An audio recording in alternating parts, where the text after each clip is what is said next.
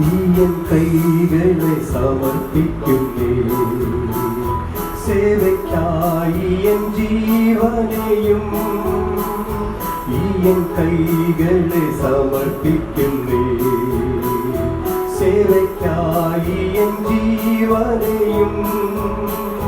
കാൽകൾ ഓടട്ടെ നിൻ പാതേ ചേരട്ടെ എൻ ചിന്ത തിരുരാജ്യവ്യാപ്തിക്കായി. കാൽകൾ ഓടട്ടെ നിൻ പാതേ ചേരട്ടെ എൻ ചിന്ത തിരുരാജ്യവ്യാപ്തിക്കായി.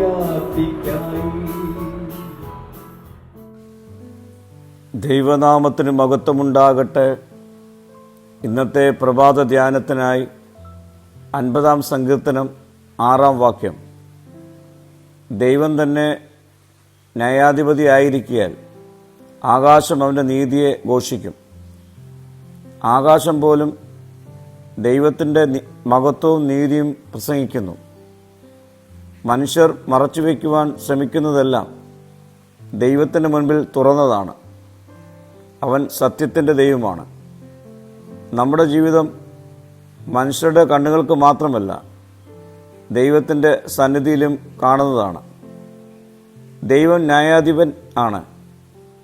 ലോകത്തിലെ വിധികൾ തെറ്റിപ്പോകാം, പക്ഷേ ദൈവത്തിൻ്റെ വിധി ഒരിക്കലും തെറ്റുകയില്ല. അവൻ പക്ഷപാതമില്ലാതെ ന്യായാധിപനാണ്. അനീതിയും വേദനയും നേരിടുമ്പോൾ വിശ്വാസി ഭയപ്പെടേണ്ടതില്ല. ദൈവം ന്യായം നടത്തും.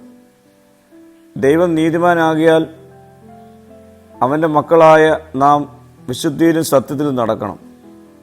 വാക്കിലും പ്രവൃത്തിയിലും ഹൃദയത്തിലും ദൈവത്തെ പ്രസാദിപ്പിക്കുന്ന ജീവിതത്തിൻ്റെ ഉടമകളായിരിക്കണം. പ്രിയരെ, ദൈവം എല്ലാം കാണുന്നവനാണ്. അവൻ നീതിമാനുമാണ്. ഒരു നാൾ അവൻ ന്യായവിധി നടത്തും. അതുകൊണ്ട് വിശ്വാസത്തോടെയും വിശുദ്ധിയോടെയും ദൈവത്തോടൊപ്പം നടക്കുന്നവരായി നമുക്ക് രൂപപ്പെടാം. പ്രാർത്ഥിക്കുക. കർത്താവേ, നിൻ്റെ നീതിയെ ഭയപ്പെടുന്ന ഹൃദയം ഞങ്ങൾക്ക് നൽകണമേ. മഹത്വം നീ എടുക്കണം. യേശുവിൻ്റെ നാമത്തിൽ തന്നെ. ആമീൻ.